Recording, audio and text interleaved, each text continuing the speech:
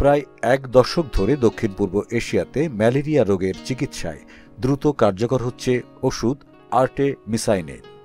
থাইল্যান্ডে ম্যালেরিয়া রোগের চিকিৎসায় দীর্ঘস্থায়ী ও শক্তিশালী অস্ত্র হিসেবে ব্যবহৃত হয়ে আসছে ওষুধ। এর ব্যবহার থাইল্যান্ডে ম্যালেরিয়া রোগে মৃত্যুহার কমিয়ে এনেছে অনেকাংশে। আক্রান্ত ৩০,০০০ ম্যালেরিয়া রোগের মধ্যে মাত্র ১২ জনের প্রাণহানি ঘটেছে। থাইল্যান্ড কম্বোডিয়া সীমান্ত অঞ্চলে আর্টেমিসাইনিনের ব্যবহার শুরু হয় প্রায় ৮ বছর আগে।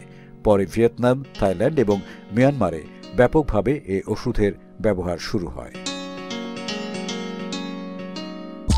NRBC ব্যাংক, সুখবর প্রতিদিন।